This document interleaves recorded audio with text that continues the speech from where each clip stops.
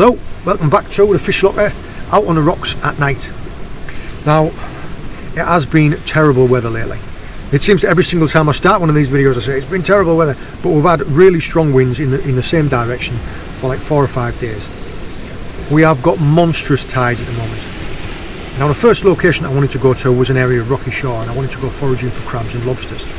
Sadly, when I got there tonight, the weather was just too bad. I couldn't have done any videoing because the audio would have been terrible, and it was quite dangerous. So I have come to a second location. When we have weather in a certain direction for a period of time, and that coincides with really big tides, sometimes you get scallops. Now they live off in the deeper water in the seabed, and then when you get weather in the same direction, it sometimes picks them up and brings them closer to shore. When you have a really big tide, sometimes you can find them on the low tide line. Fingers crossed, we might be able to salvage that. People who follow the channel, they may have noticed that I had a lucky foraging bucket, a purple one. Sadly, I've had to retire that bucket. Hopefully, this is going to be my new lucky foraging bucket. This is its first outing, so we'll see how lucky it's going to be. Fingers crossed. I will cover a safety aspect of this before we start. I absolutely love that people enjoy the videos and that people want to do what they see us do. People want to go out foraging on the rocks and finding crabs and lobsters and shellfish, and that's fantastic. I love that you're taking an interest, but you need to be aware of the safety aspects. Whenever you see me on my own on the rocks, I will be wearing a life jacket. First and foremost. They don't wear anything, they don't weigh anything, it doesn't get in the way, and it can save your life. Not only that, but it's in the middle of the night. If I tripped and fell, no one would hear me, no one would see me. My wife and a friend of mine knows exactly where I am. Even though I've changed locations, they still know where I am. They know what time I'm getting here and they know what time I'm going to leave. If they haven't heard from me by a certain point in time, all I'm going to do is when I leave and I get back to the van, I'll just shot them a text. If they haven't heard from me by a certain point in time, they know to come and look for me. Just be safe. That being said, let's go and see what we can find. I don't know if you can see that there, but that is the siphon of a king cockle. There, look, watch.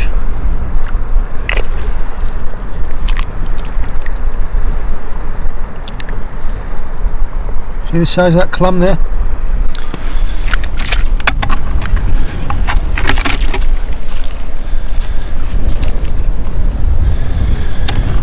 All of these slipper limpets and these little carpet shells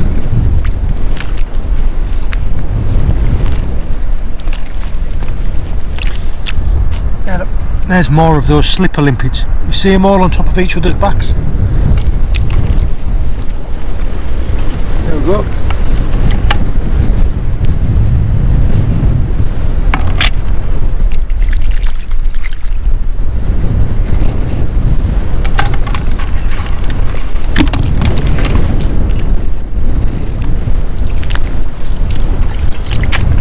Crab burying itself in sand.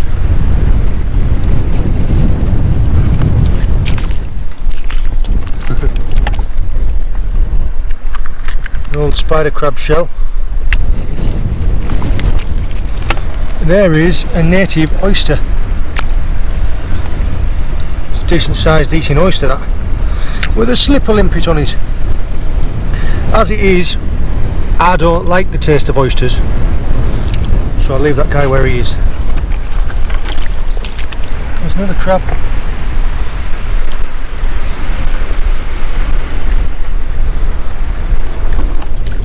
These here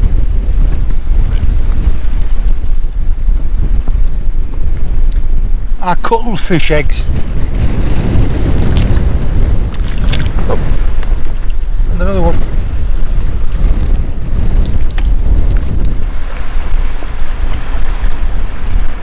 This here is a baby dragonet.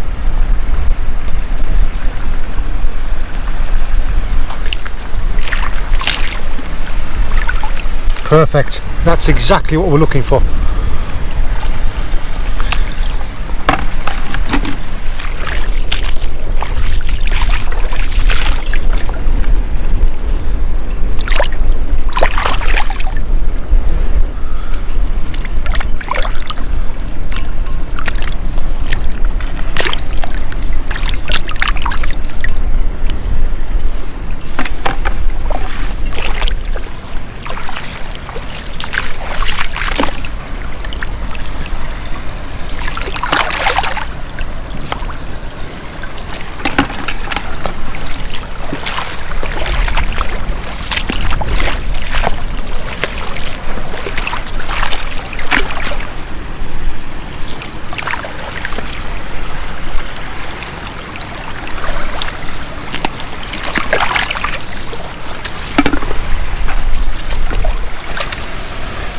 You see that one there's too small. We only want them when they're like that big. See the difference? That one's too small. There is a little baby schoolie bass. A couple of crabs tucking in on him. See, this is unusual to find these sticking out of the ground. This is a razor clam, look. Just have to be gentle with them and work them out, because he's got a really strong muscular foot. It's under the sand. And if you're too rough with them, you can snap it. Look there, see? And there is another one, look. See it?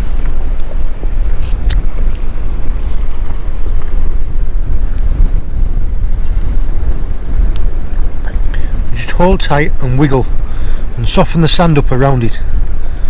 You need to hold properly tight though, otherwise it'll be back under.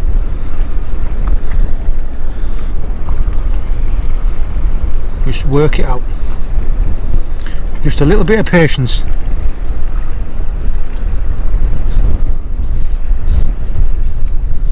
Don't pull on them too hard because you'll break it.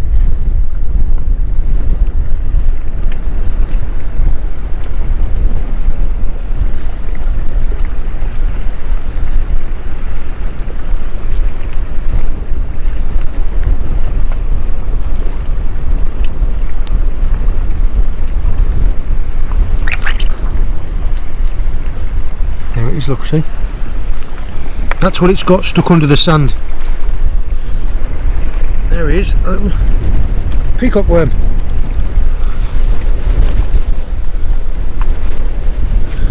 But yeah,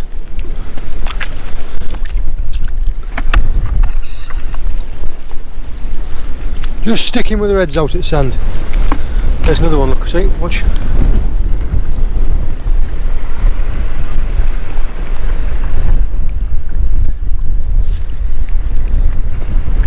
By wiggling it round, you soften the sand up and it just glides out.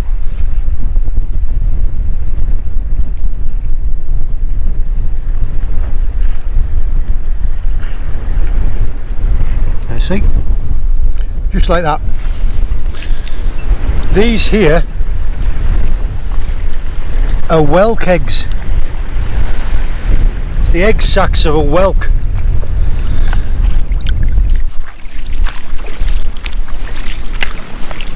And just see it walking across the ground there, look. See that big orange tongue?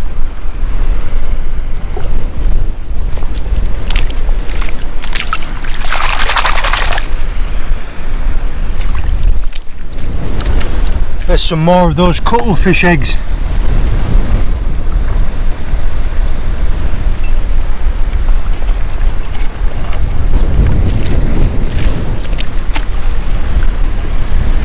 Oh, and a little queen scallop.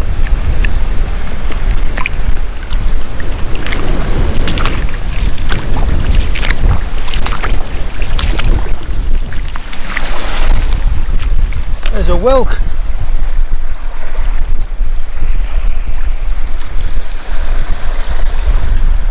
Now you can eat these, but I don't really like them.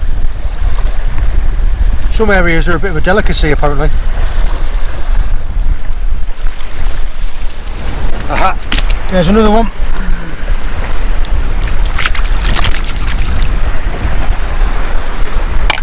As you can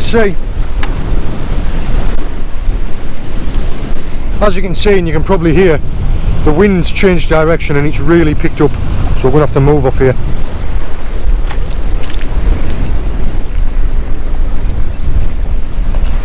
There's another whelk.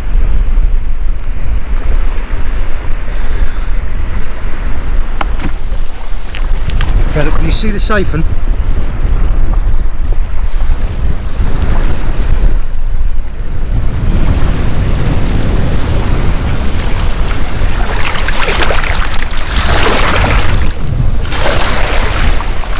Also, look there.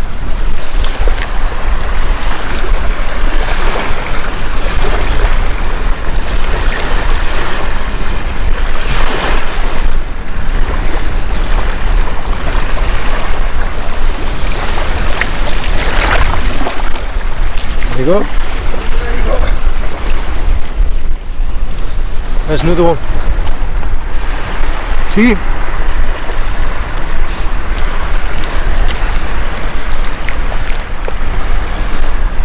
Now, I don't know if you can see, but there are hundreds of little tiny clams. Tiny, tiny, tiny ones. And they've all just been turned out of the sand by the water. They're all trying to get back in.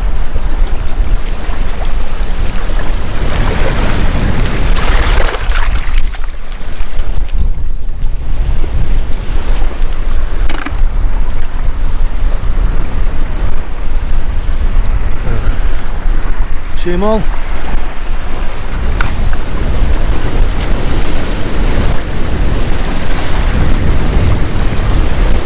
You see it walking.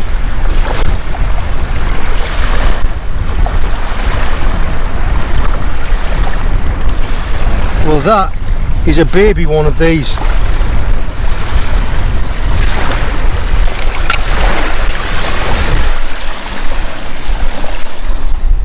See this one here? This one is a bit too small to take. But look what happens if you don't get tight hold of it. Look, watch. See? See that whelk?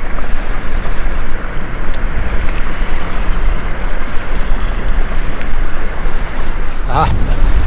Now you see the siphon?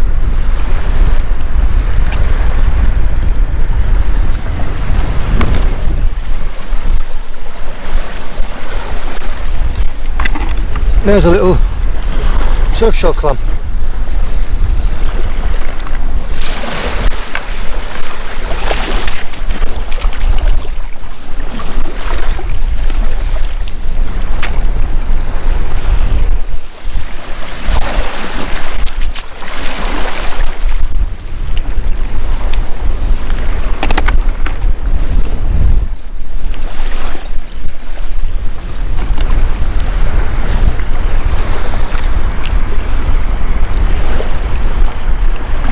That one's a bit too small, but there, look, there is a beautiful little purple clam.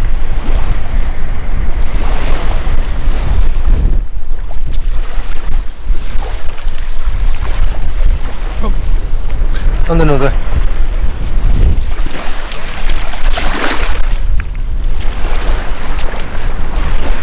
There, look.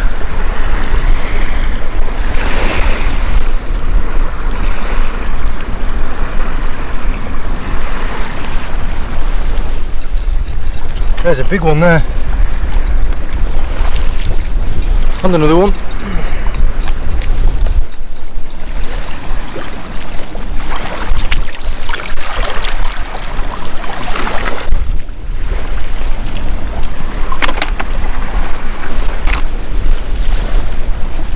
There's another one, look. See it?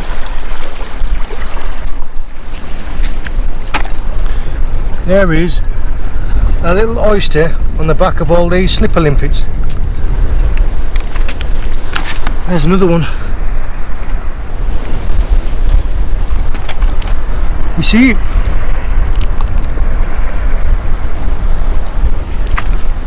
And there's also one down here. There's another big one there, look. See it?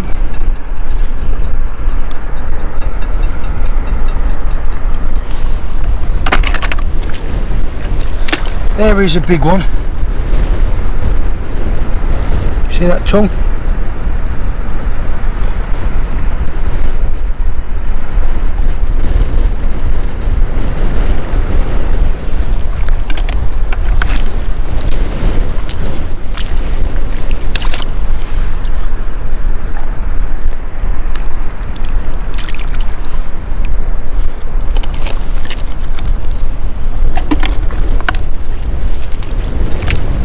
And another.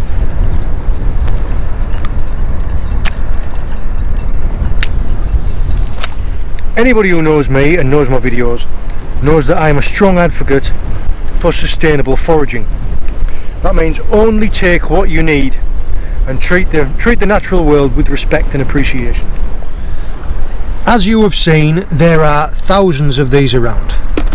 These are spiny cockles or king cockles, depending on where you're from.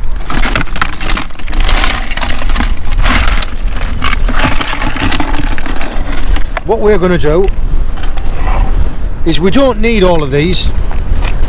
We'll take these razor clams,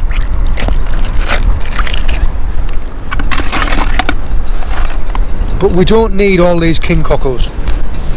So all we'll do is we'll just take the biggest ones. So it's 2, 4, 6, 8, 10, 11, 12. Right, there we go. So we've left 2, 4, 6, 8, 10, and all we'll do is we'll just take those and we'll leave these, as these are a little bit smaller, aren't they? And when the tide comes in, it'll cover those up again.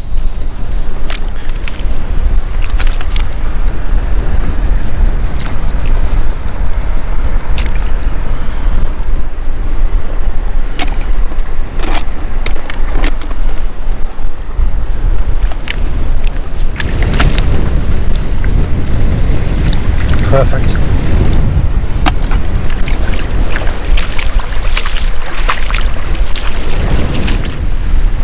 That's a sea sponge.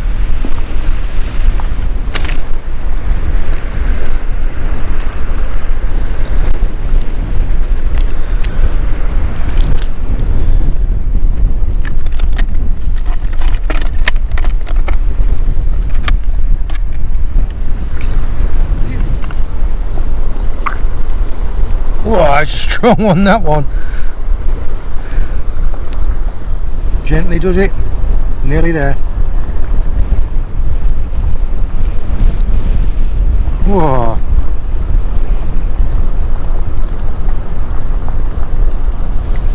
There. That's that muscular foot on the bottom, look.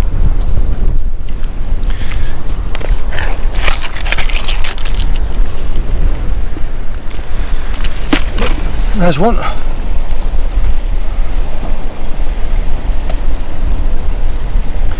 That one's a little bit too small. Yeah. If it's bigger than the palm of my hand. There, look. Too small.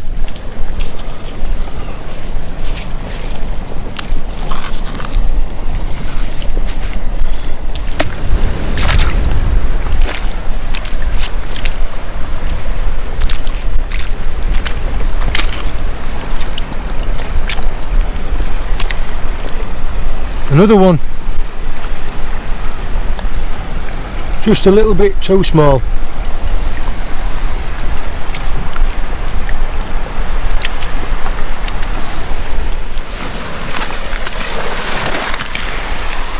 Yes, exactly what I was looking for.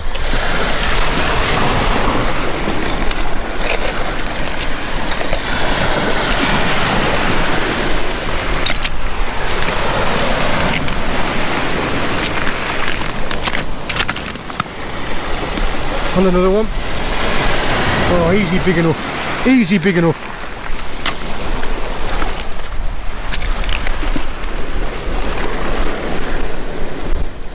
Bingo. And another one. Excellent.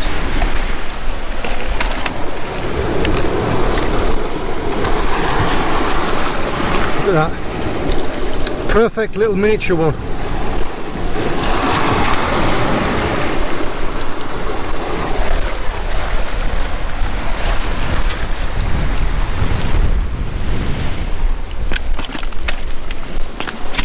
See him?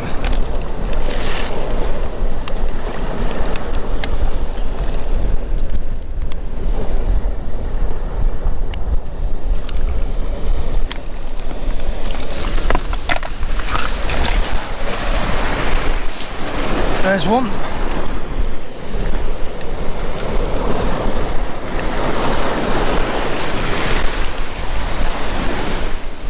If you find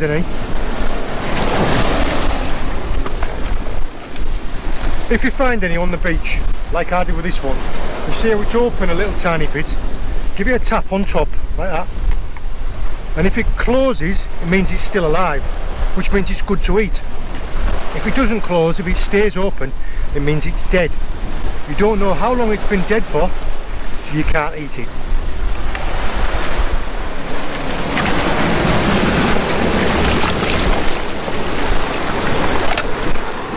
That's a beautiful one, that one.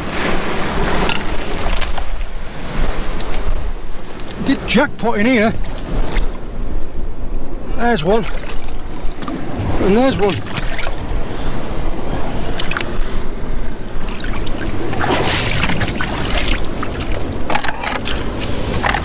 That is incredible. I've never seen so many scallops before. Unbelievable. Right. I have had an absolutely amazing night's foraging. I have never found so many scallops ever in my life. It was incredible. So many of these king cockles as well. Now look, you see, this is the tongue that they walk around on. See it? Pretty freaky, isn't it? But there's loads of meat in these. There are thousands of these. I must have found at least 50. I've kept 12. Razor clams as well.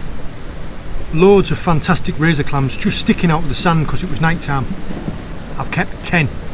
Must have found 40.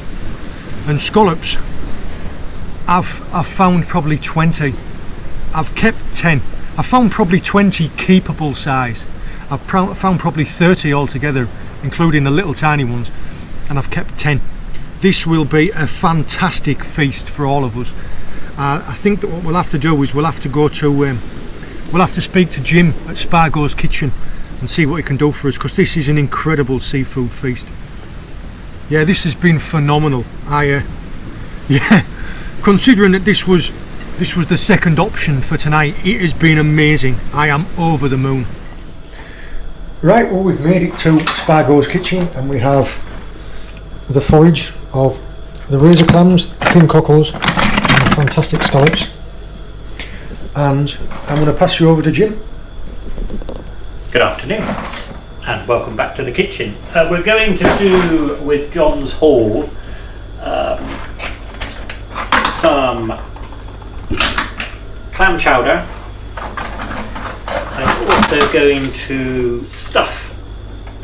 make up a little sauce and a herby breadcrumby topping and grill the clams. And with the scallops, I'm just going to make up a warm salad and finish that with some beetroot crisps and some Parmesan cheese crisps. First things first is to get these blanched off and out of their shells.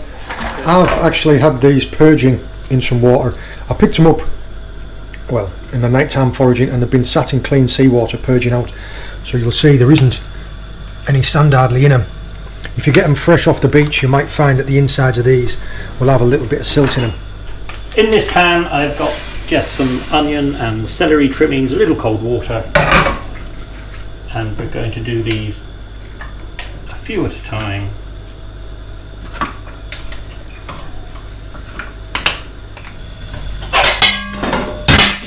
There, sorry. Whilst we're making a start on the razor clams, I'm just going to start shucking these scallops. So I have a very thin flat bladed knife on the flat shell, angle the knife down slightly into the shell,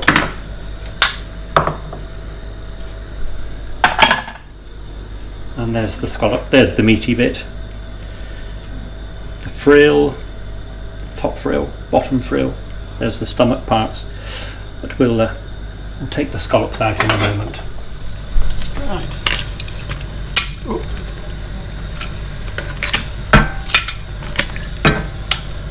So the blanching just separates them from the shell, doesn't it? That's it.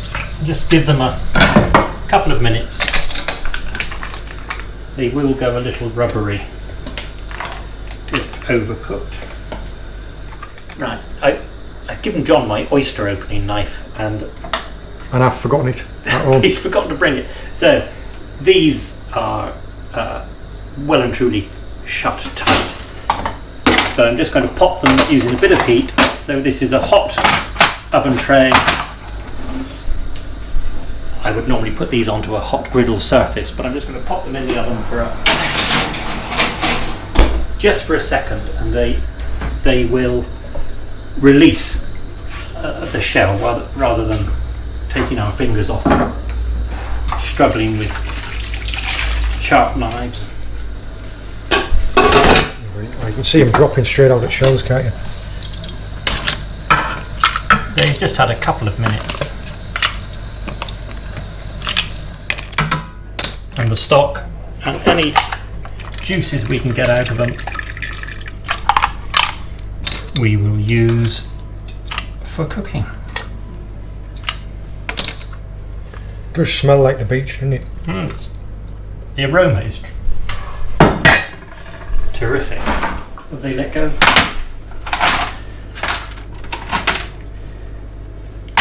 Not yet. There we go.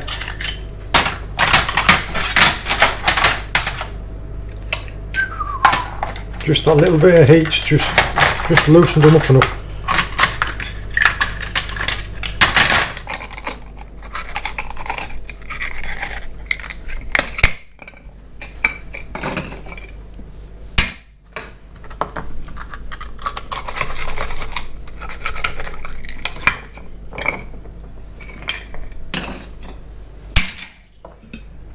Right, we just need to tease the frill, the intestinal tract, and the stomach parts away from the meat. You just kind of rolled that round in your hand, didn't it? That's just a perfect disc of meat. And then there's not a lot of coral on there, but it's... No, like you say, you've got your frill that runs on the outside. It's clear to see where its stomach is, isn't it? Yes.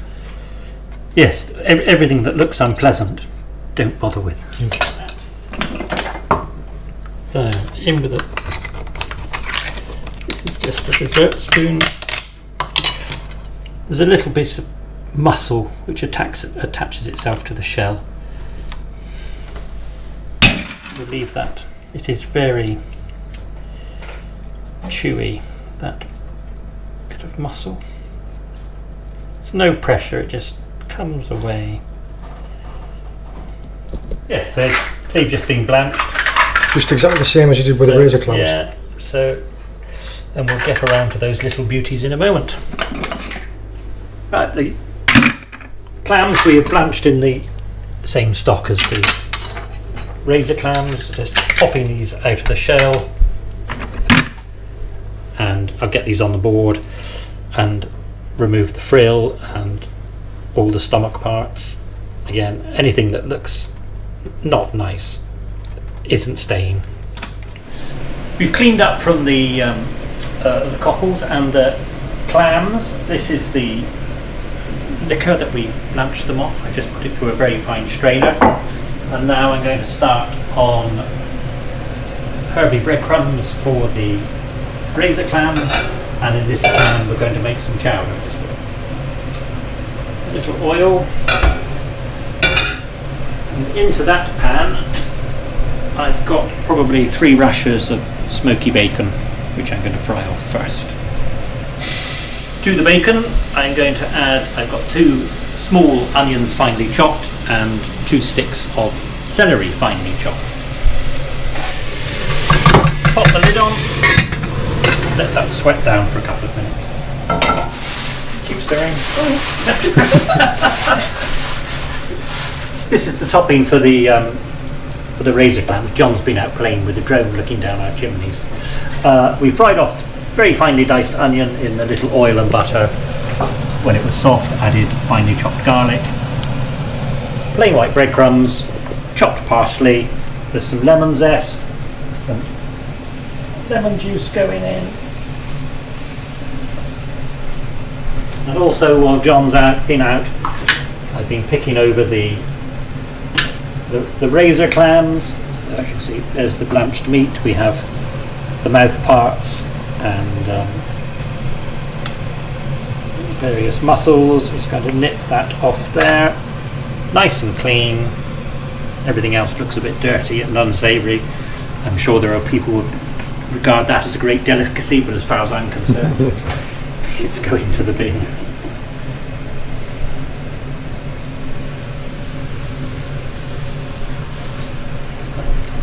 Doing some great stirring there. It's lovely. Do you want to start stirring on the other pan? Is this one still? Just going to say, have you been promoted? We'll swap over. And that's just So sweated that's down in there, is it? That's the bacon and the onion, which I've sweated down, they're nice and soft. Now I'm just going to add a little plain flour.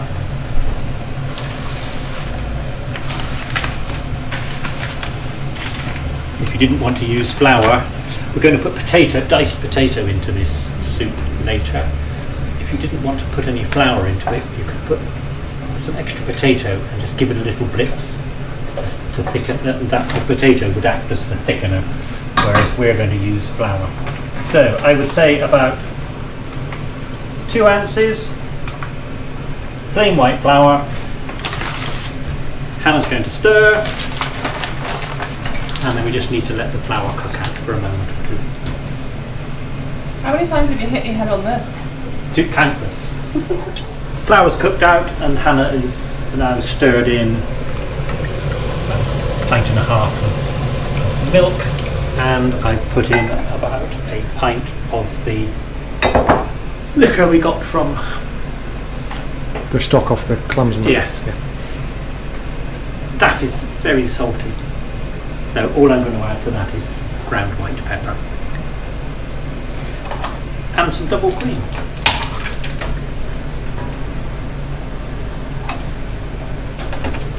You measure things like Hannah measures things. That's why I can't bake.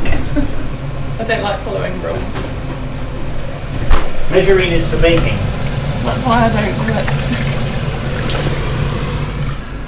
There I've got about 2 medium-sized potatoes which I've peeled, finely chopped, and I'm going to add those to the thickening soup. As soon as that comes up to a... It's getting thicker. Yeah, as soon as you see it start to simmer, just get the heat down on it, Okay. and we'll give it 10 minutes, allow the potatoes to cook, and then we'll get the fish in. Tomato sauce I made the other day. We had a end of season glut of tomatoes. So I sweated down for about 20 minutes, half a kilo of diced onion, about 2 kilos of our squishy and bruised tomatoes, and have made the most incredible tomato sauce. The flavour is really intense.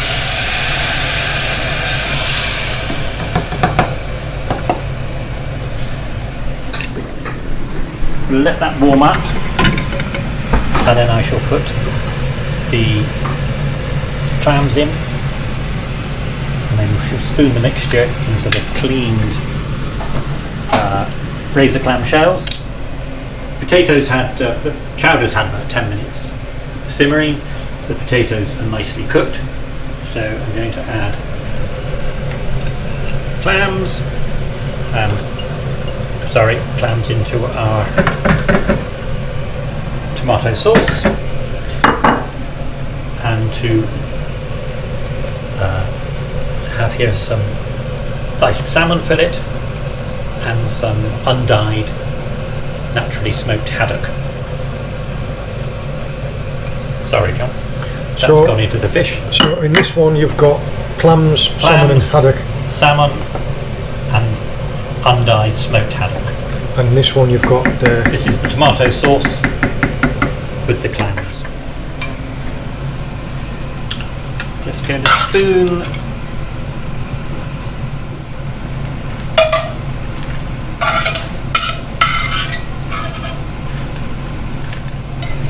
incredible.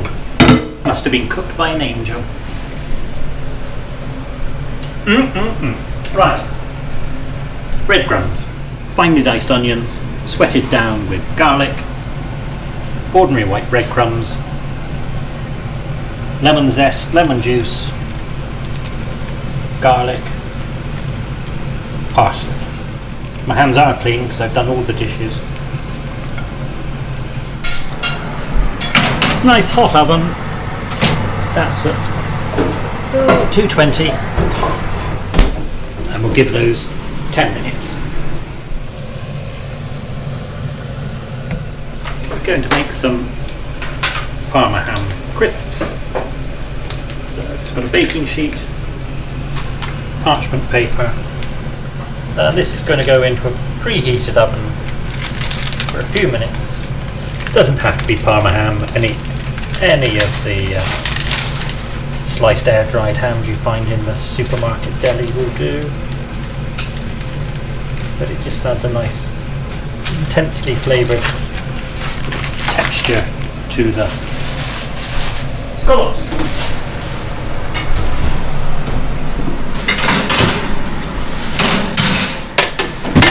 There's the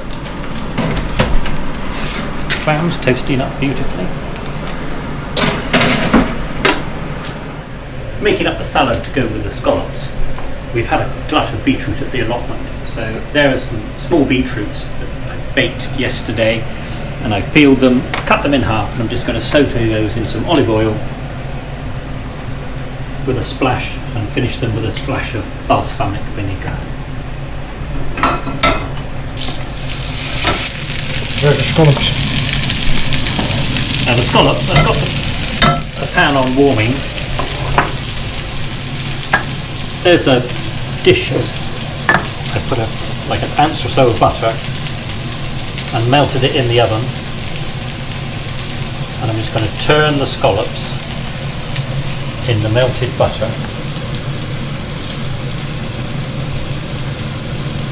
and then I'm going to add them to the hot dry pan.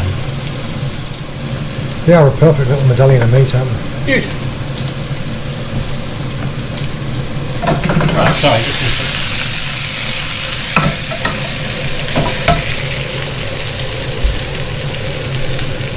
a little bit of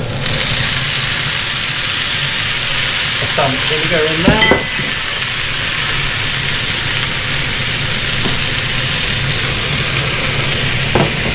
One scallop.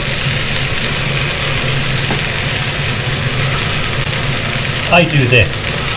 There's no splatter. There's 10, so you can't do a clock. Doing a clock is precisely what I do.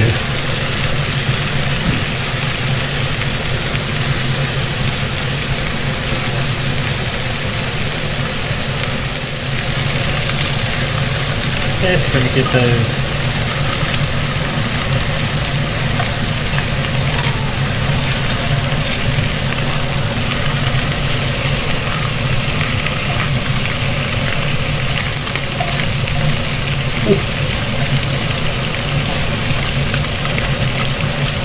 It's literally seconds.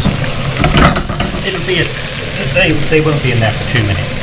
Give those another turn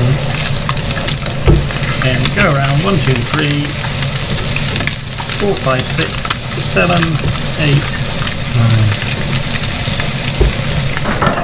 9. A salad of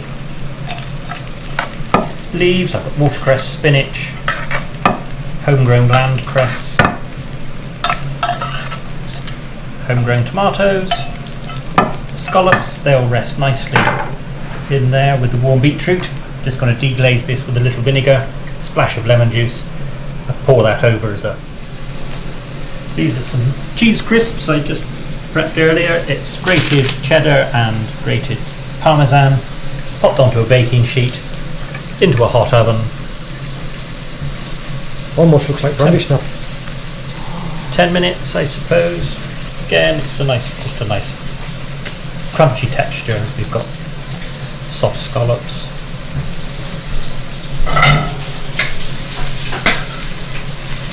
There's all the butter and the cooking juices and the corals, a splash of cider vinegar, some lemon juice. The smell here is phenomenal.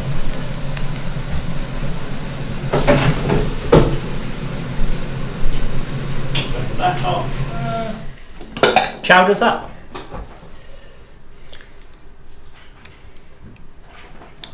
Smells delicious. It's the crispy prosciutto. Prosciutto, Ham. Parma ham, bacon.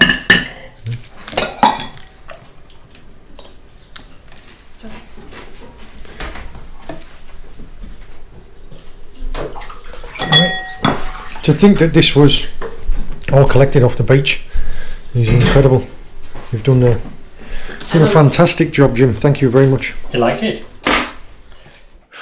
Right, well, we've finished off, haven't we? Yeah. Finished our fantastic seafood feast from Spargos Kitchen. All of the clams and everything, you saw me collecting those from the shore. And yeah. Well, Jim, if you just want to give us a quick recap of what you went over. Yes, thank you, John. That was quite delicious. I'm positively beaten by it. We made a chowder with the clams, and also filled the razor clam, the little tomato sauce I'd previously made, topped off with herby, lemony, garlicky breadcrumbs. And what else do we have? Oh, the scallops, which were just sublime. On a bitter leaf salad with beetroot and beetroot crisps, parma ham crisps, and cheesy crisps.